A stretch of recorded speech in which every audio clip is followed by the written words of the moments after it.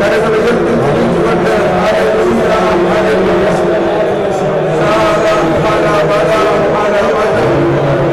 എല്ലാ പ്രശ്നങ്ങളും ദൈവമേ അങ്ങറിയാതെ ഞങ്ങൾക്കൊന്നും സംഭവിക്കുകയില്ല.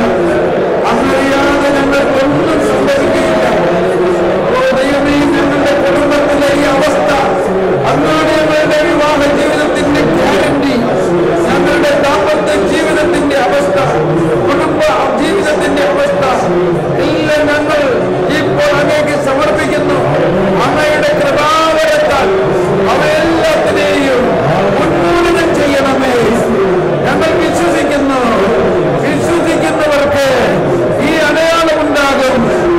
അവർ പിശാചുക്കളെ ബഹിഷ്കരിക്കും. അവർ സർപ്പങ്ങളെ കയ്യിലെടുക്കും.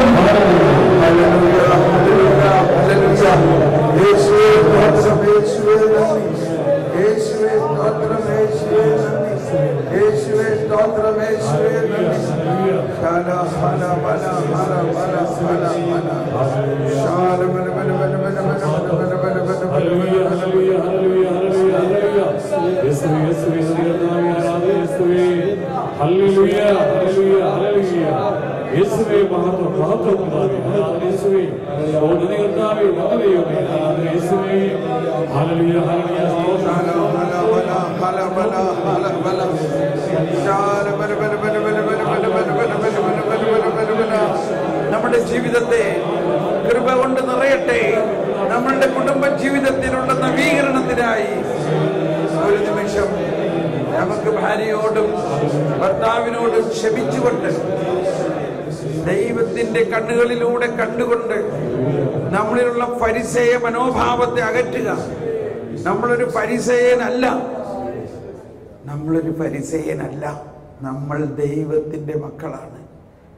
നമ്മളിലുള്ള ഫരിസേയ മനോഭാവത്തെ ഉരിഞ്ഞു മാറ്റിക്കൊണ്ട് നമ്മൾ കർത്താവായ യേശു ക്രിസ്തുവിൽ വിശ്വസിക്കുന്നത് കൊണ്ട് യേശു കൊണ്ടുവന്നിരിക്കുന്ന പുതിയ ക്ഷമിക്കുന്ന നിയമമാണ് നമ്മുടേത്. പിതാവ് ക്ഷമിക്കുന്ന പോലെ ക്ഷമിക്കാനുള്ള അധികാരം നമുക്ക് നൽകിയിരിക്കുന്നു. നമുക്കൊരു നിമിഷം നമ്മുടെ കുടുംബത്തിലെ നമ്മുടെ ജീവിത പങ്കാളിയെ മനസ്സിൽ കണ്ടുകൊണ്ട് ഭർത്താവ് ഭാര്യയുടെ കുറ്റങ്ങളെ മനസ്സിൽ കണ്ടുകൊണ്ട് പൂർണ്ണമായി വിട്ടുകൊടുക്കുക, ക്ഷമിക്കുക. കണ്ടിട്ടും കാണാതെയും കേട്ടിട്ടും കേൾക്കാതെയും ഉള്ള യേശുവിൻ്റെ മനോഭാവത്തിലേക്ക് വരിക. നമ്മളെല്ലാം ഉടനെ അങ്ങ് തിരുത്തിയാലേ അവൾ ശരിയാവുള്ളൂ എന്നുള്ള ഒരു നിഗമനം വിട്ട് കർത്താവ് ശോഭിക്കുക അവളിലുമുണ്ട്. അവൾ മാമോദീസ സ്വീകരിച്ച ദൈവ പൈതലാണ്. അവളിലും പരിശുദ്ധാത്മാവുണ്ട്.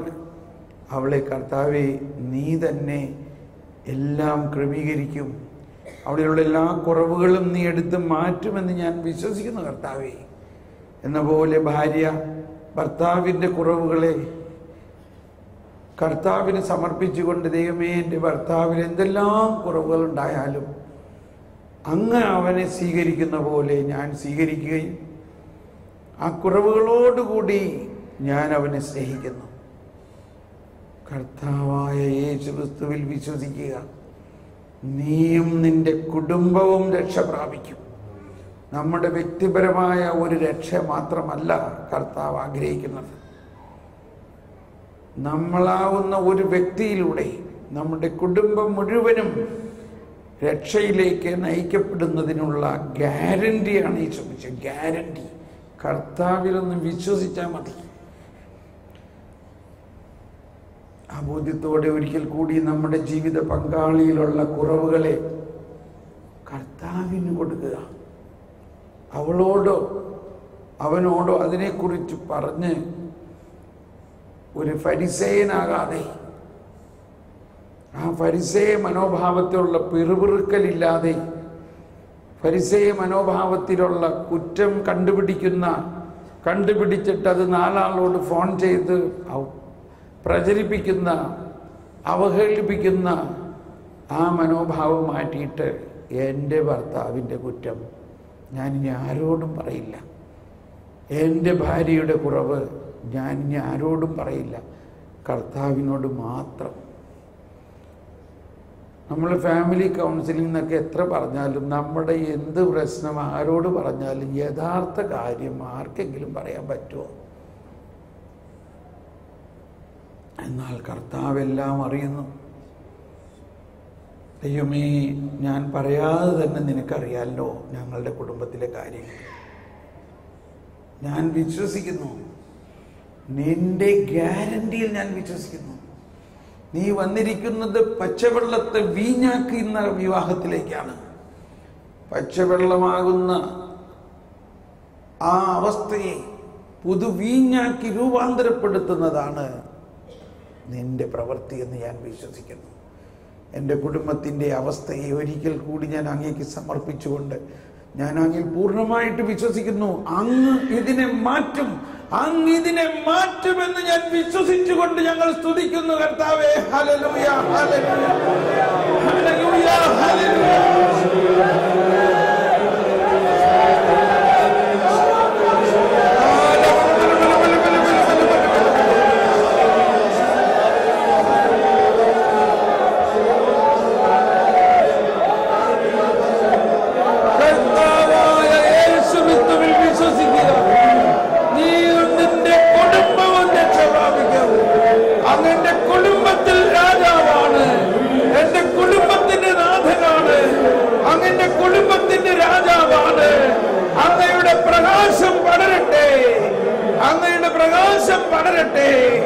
അങ്ങയുടെ ജ്ഞാനം നിറയട്ടെ. Hallelujah, praise the Lord. നമുക്കിരിക്കാം.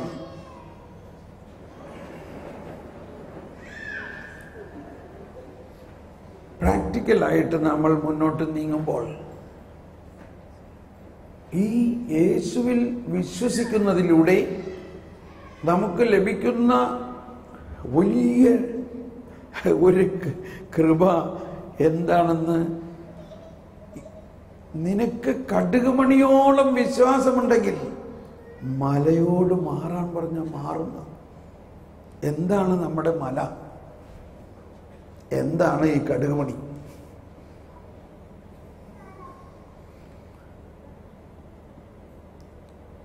മറ്റൊരു സ്ഥലത്ത് പറഞ്ഞു, നിങ്ങൾ ആരെങ്കിലും എന്തെങ്കിലും ചോദിച്ചാൽ അത് നിങ്ങൾക്ക് ലഭിക്കും. എങ്ങനെയാണെങ്കിൽ ഒരു കടുകുമണിയോളം വിശ്വാസമുണ്ടെങ്കിൽ. ഇത്രയും ഇതിനെക്കുറിച്ച് ആഴമായി അറിയാതെ ഞാനൊരു ചെറുപ്പത്തിൽ തന്നെ ഈ വചനത്തിൻ്റെ അകത്ത്, ഇപ്പം ഞാൻ എൻജിനീയറൊക്കെ ആയിരിക്കുമ്പോഴും ഞാൻ ബോംബെയിലൊക്കെ ജോലി ചെയ്യുമ്പോഴും ഏതെങ്കിലും വീട്ടിൽ ചെല്ലുമ്പോൾ അവരുടെ പ്രശ്നങ്ങളൊക്കെ പറയുമ്പോൾ പറയും, നിങ്ങൾ എന്തിനെങ്ങനെ വിഷമിക്കണേ? ഒരു കടുകുമണിയോളം വിശ്വാസമുണ്ടെങ്കിൽ നിങ്ങൾക്ക് അസാധ്യമായി ഒന്നുമില്ല എന്നല്ലേ പറഞ്ഞേക്കണേ. എന്നിട്ട് ഞാൻ ഇതൊരു കടലാസിൽ എഴുതി അവരുടെ ഈ മുടി ചീകാൻ നോക്കണ കണ്ണാടിമ എഴുതി ഒട്ടിക്കും.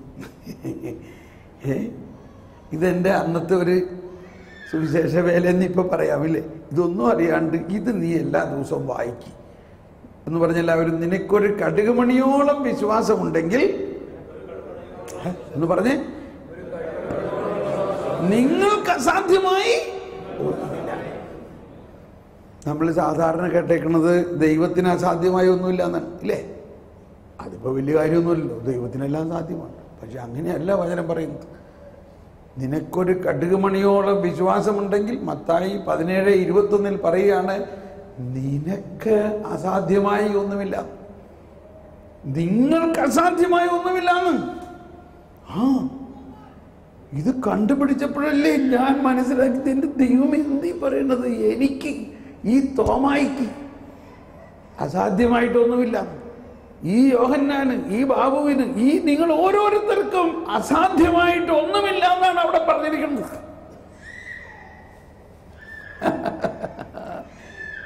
മനസ്സിലായോ? എന്താ അതിൻ്റെ അർത്ഥം? എന്താണ് അപ്പം ഈ കടുകുമണി? ശ്രദ്ധിക്കണേ, ഒന്ന് കൈവീശി കാണിച്ചേ. ഇത് ഈ ജോലിക്ക് നൈറ്റ് ഷിഫ്റ്റൊക്കെ കഴിഞ്ഞിട്ട് ഇപ്പോഴും ജോലി ചെയ്ത് ക്ഷീണിച്ച് ഉറക്കം തൂങ്ങണ ആൾക്കാരെ ഒന്ന് ഒന്ന് ഉണർത്തി കൊടുത്തവണ് ഇടയ്ക്കിടയ്ക്ക്, കേട്ടോ. കാരണം ഇത് വിട്ടുപോകരുത്. ഈ കടുകുമണി മനസ്സിലായാൽ മതി. കടുകുമണി എന്ന് പറഞ്ഞാൽ വിശ്വാസം എന്നത് നമ്മൾ ദൈവത്തിൽ വിശ്വസിക്കുമ്പോൾ ദൈവം നമ്മിൽ വസിക്കുന്നു എന്നതാണ് വിശ്വാസം. എന്താണ് വിശ്വാസം എന്നത്? നമ്മൾ ദൈവത്തിൽ വിശ്വസിക്കുമ്പോൾ ദൈവം നമ്മിൽ വസിക്കുന്നു. അപ്പൊ നമുക്ക് എന്താ തോന്നണേ? ദൈവം നമ്മളിൽ എന്തോരമുണ്ട്? ദൈവം നമ്മളിൽ, ദൈവത്തിൻ്റെ സാന്നിധ്യം നമ്മളിൽ എന്തോരമുണ്ട്? ഒന്ന് പറഞ്ഞ ആരെങ്കിലും എന്തോരമുണ്ട്? മുഴുവനുണ്ടോ? ഉണ്ടോ? ദൈവം മുഴുവനായിട്ട് നമ്മളിലുണ്ടോ? ഇപ്പൊ ചിന്തിക്കുകയാണ് ഇല്ലേ? ദൈവത്തിന് പകുതിയായിട്ട് നമ്മളിൽ ഉണ്ടാകാൻ പറ്റുമോ? ഇല്ല. ദൈവത്തിൽ ഒരല്പം വിശ്വാസമെങ്കിലും ഉണ്ടെങ്കിൽ, ആ അല്പം എന്ന് പറഞ്ഞാൽ ഇൻഫിനിറ്റായ ദൈവത്തിൻ്റെ ഒരു ചെറിയ അംശമുണ്ടെങ്കിൽ അതെന്താണത്? ഇൻഫിനിറ്റാണ്. Infinite divided by anything equal to infinite എന്ന് പറഞ്ഞ എല്ലാവരും. Infinite divided by anything equal to infinite. ഈ ഫോർമുലയാണ്.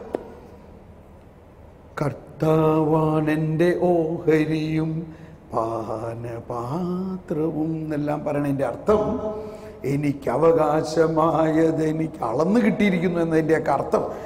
ഓഹരി എന്നൊക്കെ പറഞ്ഞാൽ നമ്മൾ ചിന്തിക്കണത് നമ്മൾ 5 മക്കളുണ്ട്, അപ്പന് 5 ഏക്കർ സ്ഥലമുണ്ട്, അപ്പം നമുക്ക് 1 ഏക്കർ നമ്മുടെ ഓഹരിയാണ്, നമുക്ക് അവകാശമായത് അളന്ന് കിട്ടും എന്നതുമാണ്. പക്ഷേ ഈ മെറ്റീരിയൽ ചിന്ത അല്ല.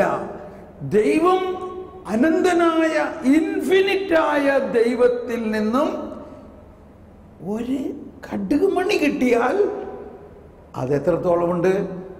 അതെത്രത്തോളമുണ്ട്? അത് ഇൻഫിനിറ്റാണ്. അത് മുഴുവനാണ്. അത് മുഴുവനാണ്.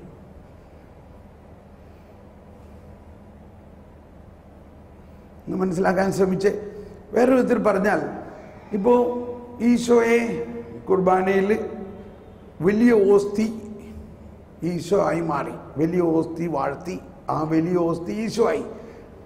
ആ വലിയ ഓസ്തി അല്ലല്ലോ നമുക്ക് തരുന്നത്, ഇല്ലേ? ഈശോ ആ വലിയ ഓസ്തിയായ യേശുവിനെ മുറിച്ച് അതിനകത്തുനിന്ന് ഒരു ചെറിയ കഷ്ണം നമുക്ക് തരുന്നു. അപ്പോൾ ആ ചെറിയ കഷ്ണം യേശുവിൻ്റെ ഒരു കഷ്ണമാണോ അതോ യേശു മുഴുവനാണോ? മുഴുവനാണോ? മുഴുവനാണ്. അങ്ങനെ കുർബാന സ്വീകരണത്തിന് നിൽക്കുമ്പോൾ ഇങ്ങനെ ഓരോന്ന് കൊടുത്ത് നോക്കുമ്പോൾ എന്തത്, ഇനി ആകെ 2-3 ഓസ്തിയേ ഉള്ളൂ, പക്ഷെ കുറേ പേര് ലൈനിൽ വന്നേക്കണം. അപ്പം എന്ത് ചെയ്യും? ഇതിനെ വീണ്ടും ഒടിച്ച് ചിന്തിക്കുക. അങ്ങനെ അതിനെ ഒടിച്ച അവസാനം നമുക്ക് കിട്ടിയത് ഒരു തരിയാണ്, ഒരു കടുകുമണിയോളം. ആ കടുകുമണിയോളമുള്ള ഈശോയുടെ ശരീരത്തിൽ നമുക്ക് എന്ത് കിട്ടണോ? മുഴുവൻ ഈശോ ഉണ്ടോ? മുഴുവനും കിട്ടുന്നു നമ്മൾ വിശ്വസിക്കുന്നുണ്ടോ? അതാണ് കടുകുമണിയോളം വിശ്വാസം എന്ന് പറയുന്നതിൻ്റെ അർത്ഥം. കടുകുമണിയോളം നിനക്ക് വിശ്വാസമുണ്ടെങ്കിൽ എന്ന് പറഞ്ഞാൽ ദൈവം മനുഷ്യനിൽ മുഴുവനായി എഴുന്നള്ളിയിരിക്കുന്നു എന്ന് നീ വിശ്വസിക്കണം. അപ്പോസ്തലന്മാര് പറഞ്ഞു, കർത്താവേ, ഞങ്ങൾക്ക് എന്തുകൊണ്ടാ ആ പിശാചിനെ ഒഴിപ്പിക്കാൻ പറ്റാഞ്ഞത്? നിങ്ങളുടെ അല്പവിശ്വാസം കൊണ്ടാണ്. അതായത് നിങ്ങൾ വിചാരിക്കുന്നത് നിങ്ങളിൽ കർത്താവ് ഒരു ഇച്ചിരി ഉള്ളുന്ന. പക്ഷേ നിനക്ക് കടുകുമണിയോളം വിശ്വാസമുണ്ടെങ്കിൽ, അപ്പൊ ഇതെല്ലാം വിശ്വാസത്തിന്റെ രഹസ്യങ്ങളാണ്. ഇത് എളുപ്പം പഠിക്കരുതെന്ന് ഉദ്ദേശിച്ചുകൊണ്ട് തന്നെയാന്ന് പറഞ്ഞേക്കണം. ഇത് പരിശുദ്ധാത്മാവ് നിറഞ്ഞു കഴിയുമ്പോഴേ നിങ്ങളിത് പഠിക്കാവൂ. അങ്ങനെയുള്ള ഒരുപാട് കാര്യങ്ങളുണ്ട് യേശുവിൽ വിശ്വസിക്കുന്നു എന്നതിൻ്റെ അർത്ഥം. അപ്പോൾ അതാണ് യോഹന്നാന്റെ സുവിശേഷത്തിൽ ഇത് കുറേയും കൂടി ക്ലിയറാണ്. മത്തായി, മർക്കോസ്, ലൂക്കിൽ ക്ലിയർ അല്ലാണ്ടാണത്. കാരണം യോഹന്നാന്റെ സുവിശേഷം ഏറ്റവും അവസാനത്തിൽ എഴുതിയിരിക്കുന്ന സുവിശേഷമാണ്. ഇപ്പം മത്തായി, മർക്കോസ്, ലൂക്കിൽ ഒരുപാട് ഭൂതോച്ചാടനങ്ങളുണ്ട്. പക്ഷേ യോഹന്നാന്റെ സുവിശേഷത്തിൽ ഒറ്റ ഭൂതോച്ചാടനവും ഇല്ല. എന്തുകൊണ്ട്? യോഹന്നാൻ അവിടെ കൊണ്ടുവന്നിരിക്കുന്നത് വിശ്വാസം സംലബ്ധമായി കഴിഞ്ഞ ഒരവസ്ഥയിൽ ഒരാൾക്കുണ്ടാകുന്നതാണ്. അവന്റെ പൂർണ്ണതയിൽ 1:16 പറയുന്നത് എന്താ? അവന്റെ പൂർണ്ണതയിൽ നാം എല്ലാം കൃപയ്ക്ക് മേൽ കൃപ സ്വീകരിച്ചിരിക്കുന്നു. അതായത് കർത്താവായ യേശുക്രിസ്തുവിൽ വിശ്വസിക്കുന്ന ഒരുവൻ അവന്റെ പൂർണ്ണതയിലെത്തിയിരിക്കുന്നു. അതായത് ദൈവത്തിന്റെ പൂർണ്ണത മുഴുവനും അവനിൽ മഹത്വമായിട്ട് നിൽക്കുന്നു. ഇതാണ് നമ്മുടെ ഇന്നത്തെ അവസ്ഥ. ഇതെത്ര പേര് ശരിക്കും മനസ്സിലാക്കുന്നുണ്ട്? അതുകൊണ്ടാണ് നമുക്ക് പല കാര്യങ്ങളും നടക്കാത്തതും സാധിക്കാത്തതും. കർത്താവായ യേശുക്രിസ്തുവിൽ വിശ്വസിക്കുന്നുണ്ടെങ്കിലും ചിലർ പറയും, ബ്രദറെ ഒന്ന് പ്രാർത്ഥിച്ച് നോക്കി, എന്താ ബ്ലോക്ക്? ആ വാക്കേ നമ്മൾ പറയില്ല വിശ്വാസം ഉണ്ടെങ്കിൽ. കർത്താവായ യേശുക്രിസ്തു, സർവാധിപനായ കർത്താവ് നമ്മളിൽ എഴുന്നള്ളിയിരിക്കുമ്പോൾ ഈ ഇടുക്കി ഡാമിൽ നിന്നൊരു വെള്ളം അങ്ങ് തുറന്നു വിട്ട് കഴിഞ്ഞാൽ വല്ലതും ബ്ലോക്ക് ആക്കാൻ പറ്റുമോ? അവിടെ അവിടെയുള്ള ഏറ്റവും വലിയ തടിയോ വൃക്ഷമോ എല്ലാത്തിനെയും അടിച്ച് തെറിപ്പിച്ച് പോകില്ലേ? പോകില്ലയോ? നമ്മുടെ ഉള്ളിലേക്ക് ദൈവത്തിന്റെ സർവാധിപ ശക്തി ഒരു വെള്ളച്ചാട്ടം പോലെ ഇങ്ങനെ വന്നിരിക്കുകയാണ്. എന്തെല്ലാം തിന്മയുണ്ടെങ്കിലും അതിനെ എല്ലാത്തിനെയും എന്ന് പറഞ്ഞ് അടിച്ച് പൊളിച്ചുകൊണ്ടാണ് കർത്താവ് അവിടെ ഇരിക്കുന്നത്. അതിൻ്റെ മേലെല്ലാം വിജയം സ്ഥാപിച്ച ആളാണ്. പിന്നെ എന്ത് ബ്ലോക്ക് ഉണ്ടാക്കാനാണ്?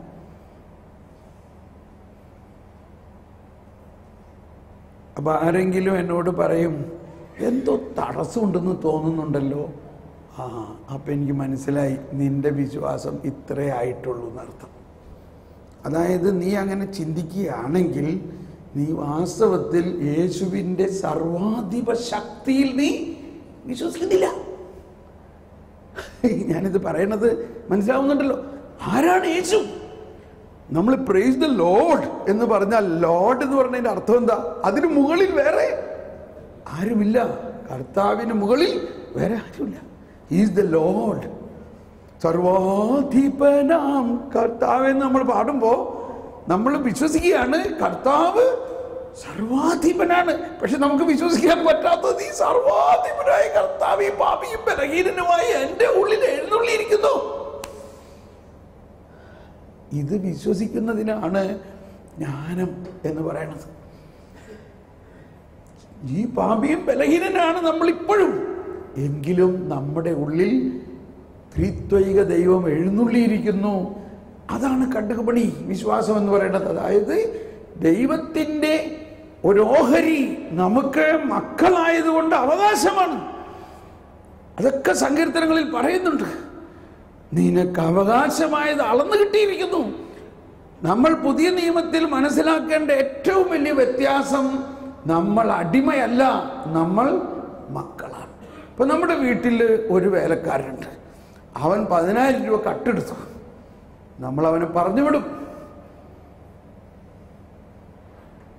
പക്ഷേ ഒരാഴ്ച കഴിഞ്ഞപ്പോൾ നമ്മുടെ ഓമന മകനും 10,000 രൂപ കട്ടെടുത്തു. അവനെ പറഞ്ഞു വിടാൻ പറ്റുമോ? പറയും. അവനെ പറഞ്ഞു വിടാൻ പറ്റുമോ? അവനെ പറഞ്ഞു വിടാൻ പറ്റുമോ? എന്തുകൊണ്ടാണ് അവനെ പറഞ്ഞു വിടാൻ പറ്റാത്തത്?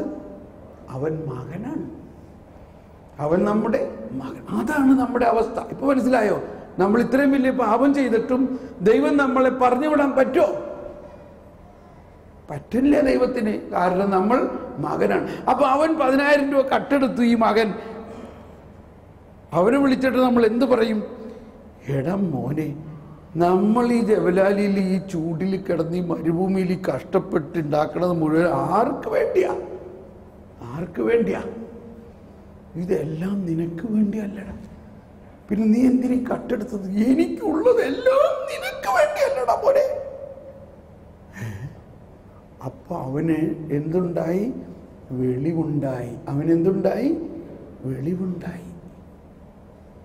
അപ്പം അവൻ പറഞ്ഞു, എന്നാൽ ശരി, ഇനി ഞാൻ കട്ടെടുക്കില്ല, ഞാൻ വേണമെങ്കിൽ അപ്പനോട് ചോദിച്ചോളാം.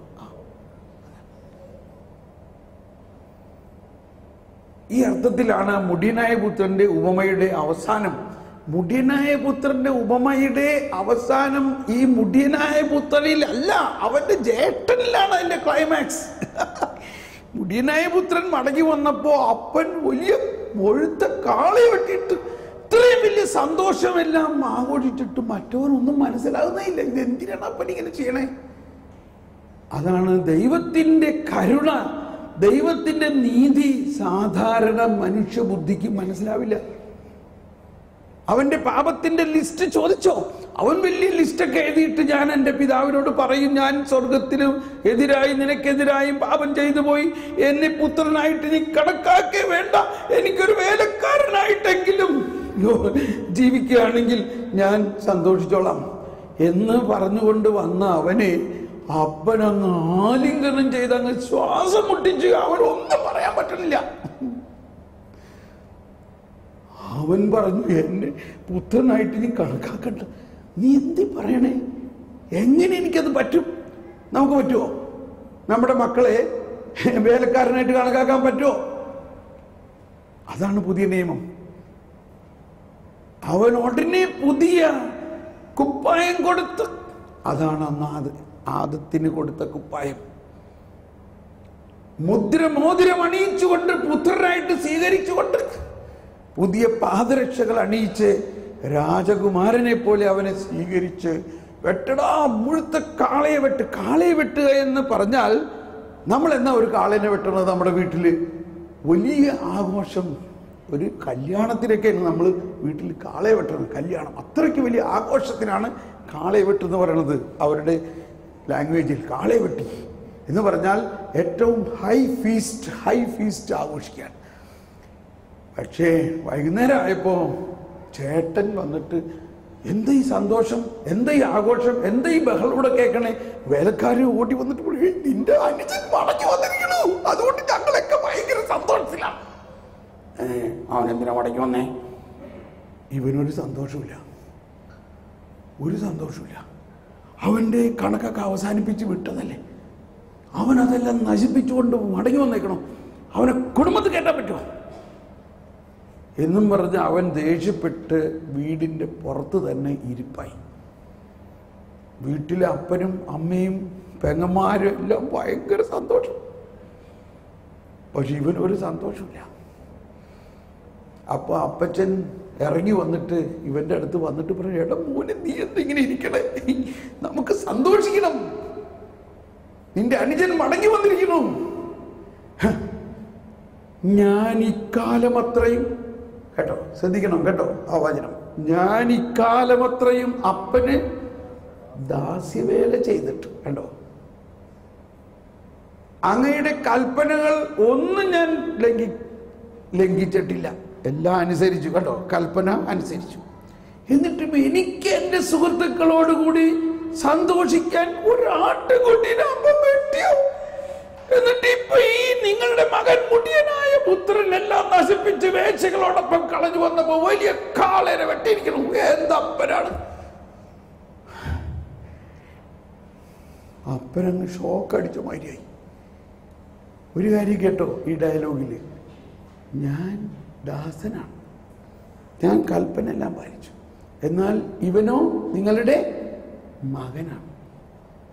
പക്ഷെ അപ്പൊ ഈ ആള് മകനാണെന്നുള്ള ഒരു ഫീൽ ഇയാൾക്കില്ല. ജ്യേഷ്ഠൻ വീട്ടില് മകനാണെന്നുള്ള ഒരു ബോധ്യം അവനില്ല. ഇതാണ് വാസ്തവത്തിൽ ഫരിസേയ സ്വഭാവം. അപ്പൊ ഈ മൂത്ത മകൻ വീട്ടിൽ തന്നെയാണ് എന്ന പോലെയാണ് ഫരിസേയർ. അവര് ദൈവത്തിന്റെ ആളുകളാണ്, യഹൂദരാണ്, ദൈവം നേരിട്ട് സംസാരിച്ചിട്ടുള്ളവരാണ്, പ്രമാണങ്ങളെല്ലാം അനുസരിക്കുന്നവരാണ്. പക്ഷേ ദൈവത്തിൻ്റെ മക്കളാണെന്ന് അവർ പറയില്ല, ദൈവം പിതാവാണെന്ന് അവർ സമ്മതിക്കില്ല. അപ്പൊ ഇതാണ് നമുക്കുണ്ടാകേണ്ട വലിയ ബോധ്യം. നമ്മൾ കൽപ്പനയും ചട്ടങ്ങളും മാത്രം പിടിച്ചിരിക്കുകയാണെങ്കിൽ നമ്മൾ വേലക്കാരാണ് ദൈവഭവനത്തിലെ. മറിച്ച് കൽപ്പനകൾക്കപ്പുറം സ്നേഹമാണ്, കരുണയാണ്, ദയയാണ്, ദൈവം നമ്മുടെ പിതാവാണെന്നുള്ള വിശ്വാസത്തിലാണ് ഈശോ മിശിഹ നമ്മൾ കൊണ്ടുവന്നിരിക്കുന്ന വിശ്വാസം. അതുകൊണ്ടാണ് നമ്മൾ ദൈവ മക്കളാണ്, അങ്ങനെ ആണ് താനും. അപ്പൊ ഈ ദൈവ മക്കൾ എന്നുള്ള അവസ്ഥയിൽ ഇത് പറയാറില്ല ആരും. നമ്മൾ എന്ത് തെറ്റ് ചെയ്താലും വാത്സല്യമുള്ള പിതാവ് നമ്മളോട് അനുകമ്പയോടും കരുണയോടും പെരുമാറിയിട്ട് നമ്മുടെ തെറ്റുകൾക്ക് പിതാവ് പരിഹാരം ചെയ്യും. ഞാനിപ്പോൾ പെട്ടെന്ന് ഓർക്കുന്നത്, ഞാൻ ബോംബെയിൽ ജീവിക്കുന്ന കാലത്ത് എൻ്റെ മോൻ കുഞ്ഞായിരുന്നു. അവർ ക്ലാസ് കഴിഞ്ഞ് വന്നു കഴിഞ്ഞാൽ ഇവർ ഫുട്ബോൾ കളിയാണ് ഉടനെ. ഈ ഫുട്ബോൾ കളിക്കണ ഭയങ്കര അടിച്ച് പിന്നിച്ച് പിള്ളേർ ഫുട്ബോൾ കളിക്കാണ്. അവരൊരു അടി കൊടുത്തിട്ട് അത് അയലോക്കത്തെ വീട്ടിൽ നല്ല ഗ്ലാസ്സിൽ പോയി അടിച്ച് ഗ്ലാസ് പൊട്ടി. അയാൾ ദേഷ്യപ്പെട്ട് അലറിക്കൊണ്ട് വന്നിരിക്കുകയാണ് ഈ പിള്ളേരുടെ അടുത്തേക്ക്. ദൈവാധീനത്തിന് ഞാൻ അവിടെ ചെന്നെത്തി, അല്ലെങ്കിൽ ആ പിള്ളേരെ അടിച്ച് തകർത്തി. അയാൾ വലിയൊരു മുട്ടമ്പൊടി എടുത്തുകൊണ്ട് ഇവരെ അടിക്കാൻ ഓടി വന്നേക്കാണ്. എൻ്റെ ഗ്ലാസ് പൊട്ടിച്ച് നിങ്ങൾ ആ കാലിലടിച്ചെന്ന് പറഞ്ഞിട്ട് ഞാൻ ഓടിച്ചെന്ന് പിടിച്ചു നിർത്തി. ദൈവമേ ക്ഷമിക്കണം, എൻ്റെ മകനാണ് ആ ചെയ്തത്, ഞാനതിന് പരിഹാരം ചെയ്തോളൂ, പ്ലീസ്. അവരുടെ അറിവില്ലായ്മ ഉണ്ട്. ഇതല്ലേ കർത്താവ് ചോദിച്ച ചെയ്തത്?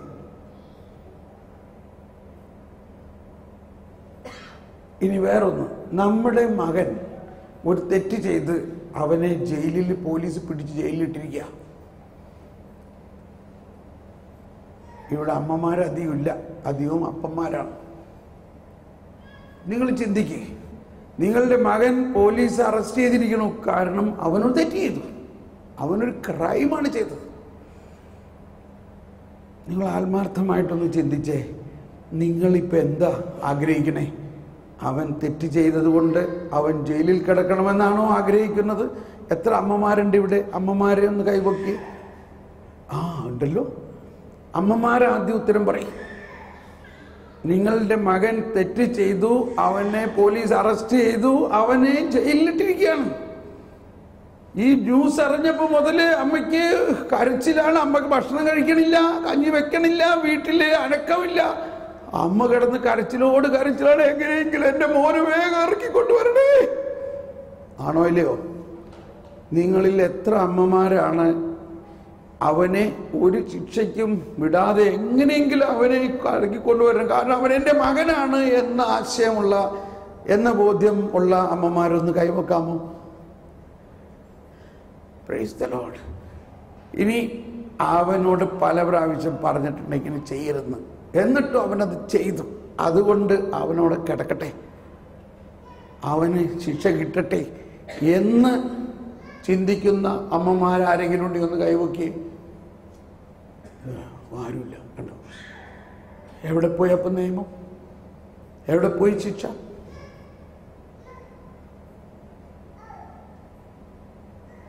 ഇനി അപ്പന്മാരെന്ത് പറയണു? അവനെ ശിക്ഷിക്കാതെ, അവനോട് കരുണ കാണിച്ച് അവനെ ശിക്ഷിക്കാതെ പുറത്തു കൊണ്ടുവരണമെന്ന് ഉള്ള അപ്പന്മാരൊന്ന് കൈപൊക്കി, കൈവീശി കാണിച്ച്. ഓക്കെ, അവൻ തെറ്റ് ചെയ്തെങ്കിൽ അവൻ ശിക്ഷിക്കപ്പെടണം. ഉപ്പ് തിന്നുന്നവൻ വെള്ളം കുടിക്കും, അവന് എന്നാലേ പഠിക്കുള്ളൂ എന്നുള്ള അഭിപ്രായമുള്ള അപ്പന്മാരൊന്ന് കൈപൊക്കി. ഒരാളുണ്ട്, ഒരാൾ. ഓക്കെ, ഒരാരെങ്കിലും ഉണ്ടോ? പകുതിയോ? ആരും കണ്ടോ? ഇവിടെ ഒന്നുകൂടി മനസ്സിലാക്കാനുള്ളത്, കഴിഞ്ഞ ധ്യാനത്തിൽ ഇതേമാതിരി പറഞ്ഞപ്പോൾ ഒരാൾ പറഞ്ഞു, ഞാൻ കൈപൊക്കിയില്ലെങ്കിലും എൻ്റെ അകത്ത് ആ വിചാരമായിരുന്നു അവനൊന്ന് പഠിക്കട്ടെ എന്ന്. പക്ഷേ എന്നിട്ട് പറയണം, പക്ഷേ അത് കഴിഞ്ഞ് ബ്രദർ പറഞ്ഞു, അത് കഴിഞ്ഞ് ഞാൻ ഇങ്ങനെ പറഞ്ഞു. എങ്ങനെ? അമ്മ പറയാണ്, എങ്ങനെയെങ്കിലും എൻ്റെ മോനെ ഇറക്കി കൊണ്ടുവരണം എന്ന് പറഞ്ഞ് ബഹളം ഉണ്ടാക്കാൻ. അപ്പൊ അപ്പം പറയും, നീ ഇങ്ങനെ കിടന്ന് ബഹളം ഉണ്ടാക്കിയാലൊന്നും ഒന്നും ചെയ്യാൻ പറ്റൂല. ഇത് നിസ്സാര കാര്യമൊന്നുമല്ല, വലിയ തെറ്റാണ് അവൻ ചെയ്തേക്കണം. അവിടെ വലിയൊരു തുക കെട്ടിവെച്ചാലേ അവനെ ഇറക്കിക്കൊണ്ടുവരാൻ പറ്റുള്ളൂ. എന്നാ ചെയ്യണം. എന്തായാലും എൻ്റെ അടുത്ത് ഇപ്പൊ കാശൊന്നുമില്ല, അത് പറഞ്ഞാൽ കാര്യമില്ല. എൻ്റെ താലിമാല കൊണ്ടുപോയിട്ട് നിങ്ങൾ വിറ്റ്, ബാക്കിയുള്ള സ്വർണ്ണമൊക്കെ കൊണ്ടുപോയി, എൻ്റെ കാതും കാലൊക്കെ കൊണ്ടുപോയിട്ട് നിങ്ങൾ വിറ്റായാലും എൻ്റെ മോനെ ഇറക്കി കൊണ്ടുവരണം.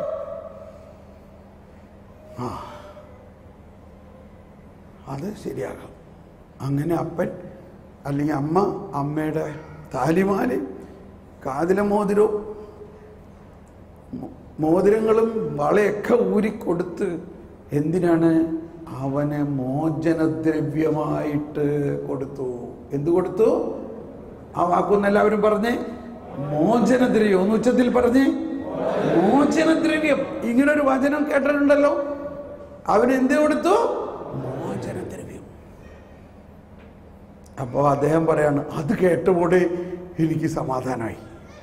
കർത്താവ് ഈശോ മിശിഹ നമ്മളെല്ലാവരും തിന്മ ചെയ്ത് ബന്ധനത്തിൽ ജയിലിൽ കിടക്കുമ്പോൾ നമ്മൾക്ക് ചെയ്ത കുറ്റത്തിന് പിഴയടയ്ക്കാൻ, ശിക്ഷ ഒഴിവാക്കാൻ കർത്താവ് ഈശോ മിശിഹ വന്ന് നമ്മുടെ ശിക്ഷ കർത്താവ് എടുത്ത് നമ്മൾക്ക് വേണ്ടി മോചനദ്രവ്യമായി കർത്താവിൻ്റെ തന്നെ ജീവൻ നൽകിയിട്ട് നമ്മളെ കുറ്റമറ്റവരാക്കി കൊണ്ടുവന്നു പുറത്ത്.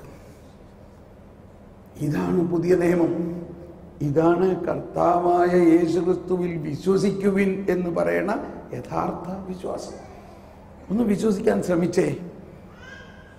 നമ്മൾ എപ്പോഴും പഴയ നിയമത്തിൻ്റെ അവസ്ഥയിലാണ്. തെറ്റ് ചെയ്തവൻ ശിക്ഷിക്കപ്പെടും. ഞാൻ ഒരു പ്രാവശ്യം പറഞ്ഞു, ഇനി നീ ചെയ്യണമെങ്കിൽ നല്ല അടി കിട്ടും. ഇതേത് നിയമോ? ഇത് പുതിയ നിയമോ പഴയ നിയമോ?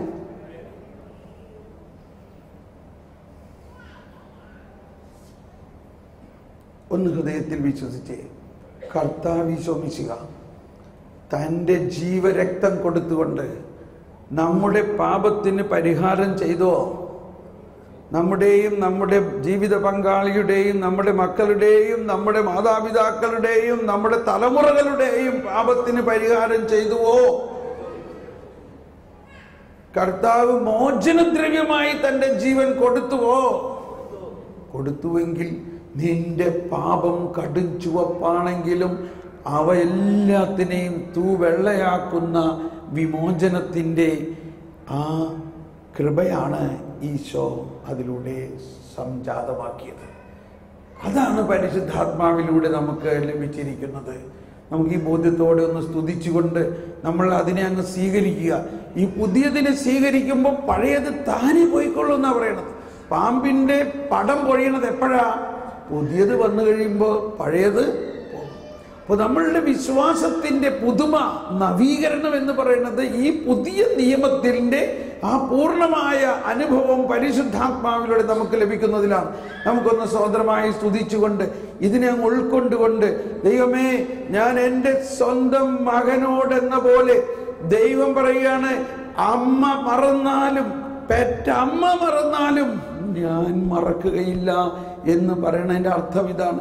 പെറ്റമ്മ തൻ്റെ മകനെ പ്രതി അവനെ ശിക്ഷിക്കാതെ ജയിലിൽ നിന്ന് മോചിപ്പിക്കാൻ വേണ്ടി മോചനദ്രവ്യം കൊടുത്ത പോലെ ദൈവപിതാവ് മക്കളാവുന്ന നമ്മളെ പാപത്തിന് ശിക്ഷിക്കാതെ ദൈവപുത്രനെ അയച്ചുകൊണ്ട് മോചനദ്രവ്യമായി നൽകിക്കൊണ്ട് നമ്മളെ വീണ്ടെടുത്ത് കഴിഞ്ഞിരിക്കുന്നു. അതാണ് യേശുക്രിസ്തുവിലുള്ള വിശ്വാസം വഴി നമുക്ക് ലഭിക്കുന്ന രക്ഷ. ഈശോയെ സ്തോത്രം. ഞങ്ങളിത് വിശ്വസിക്കുന്നു. എല്ലാവരും ഞങ്ങളിത് വിശ്വസിക്കുന്നു. കർത്താവേ, ഞങ്ങളിത് വിശ്വസിക്കുന്നു. യേശുവേ സ്തോത്രം. യേശുവേ നന്ദി. Hallelujah, hallelujah, hallelujah, hallelujah.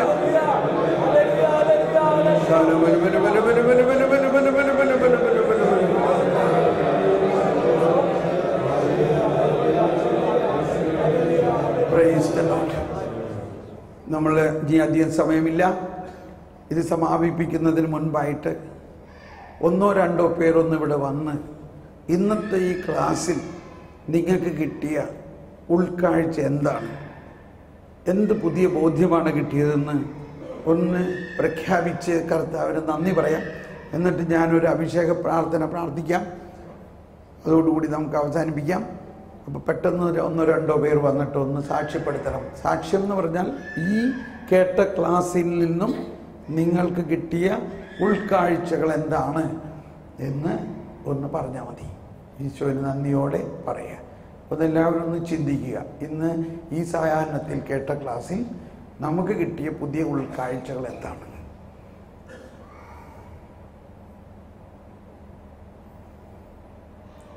വരുവിൻ. അല്ലെങ്കിൽ നമുക്ക് വേറൊരു പണി ചെയ്യാം. അല്ലെങ്കിൽ ആദ്യം അത് നിങ്ങൾ അടുത്തിരിക്കുന്ന ആളോടൊന്ന് പറയുക. നിങ്ങൾ അടുത്തിരിക്കുന്ന ആളുമായിട്ടൊന്ന് സംസാരിക്കുക. ഈ ക്ലാസ്സിൽ കിട്ടിയ ഉൾക്കാഴ്ച ഇന്നതാണ്, എന്താണ് നിങ്ങളെ ഏറ്റവും സ്പർശിച്ചൊരു കാര്യം, അടുത്തിരിക്കുന്ന ആളോടൊന്ന് പങ്കുവയ്ക്കുക. അപ്പം നമുക്കൊരു ഫ്രീഡം കിട്ടും. പ്ലീസ് ഒന്ന് പറയും. നിങ്ങൾ അങ്ങോട്ടും ഇങ്ങോട്ടും പങ്കുവയ്ക്കുക. എന്താണ് നിങ്ങൾക്ക് കിട്ടിയ ഉൾക്കാഴ്ച? പുറകിലിരിക്കുന്ന ആളോട് പറയാം, പങ്കുവയ്ക്കൂ. Thank you, Jesus. Praise you, Jesus. Thank you, Lord. Praise you, Lord. Thank you, Lord. പരിശുദ്ധാത്മാവേ, പുതുബോധ്യങ്ങൾ നൽകണമേ. പരിശുദ്ധാത്മാവേ, പുതുബോധ്യങ്ങൾ നൽകണമേ. പരിശുദ്ധാത്മാവേ, പുതുബോധ്യങ്ങളെ ഉറപ്പിക്കണമേ. പരിശുദ്ധാത്മാവേ, സംസാരിച്ചോളൂ. അടുത്തിരിക്കുന്ന ആളോടൊന്ന് സംസാരിക്കൂ. ഇന്നതാണ് എനിക്ക് കിട്ടിയ പുതിയ ബോധ്യം. ഒന്ന് സംസാരിക്കൂ. ഇവിടെ നിങ്ങളൊരു സുവിശേഷ വേല നിങ്ങൾ പ്രഖ്യാപിക്കുകയാണ്. Thank you, Jesus. Praise you, Jesus. Thank you, Lord.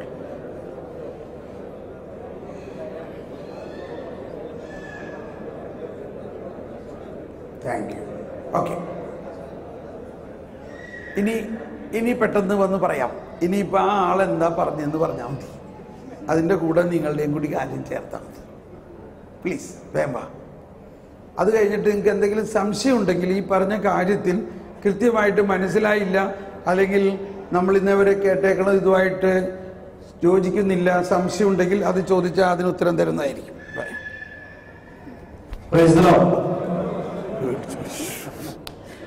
Okay, പതുക്കെ പറഞ്ഞാൽ മതി. ഹല്ലേലൂയ. ശരി. ബ്രദറിന്റെ പ്രസംഗങ്ങൾ ഇവിടെ വന്ന അന്ന് മുതലുള്ള എല്ലാ പ്രസംഗങ്ങളും ഞാൻ കേൾക്കാറുണ്ട്. യൂട്യൂബിലെല്ലാം ഉണ്ടായിരുന്നു. അപ്പൊ ഇവിടെയുള്ള എല്ലാ എമിറേറ്റ്സിലും നടന്ന എല്ലാ പ്രസംഗങ്ങളും യൂട്യൂബിൽ അന്നു തന്നെ ഞാൻ കേൾക്കുന്നുണ്ടായിരുന്നു. Praise the Lord. അപ്പൊ ബ്രദർ മെയിനായിട്ട് ഫോക്കസ് ചെയ്തതായിരുന്നു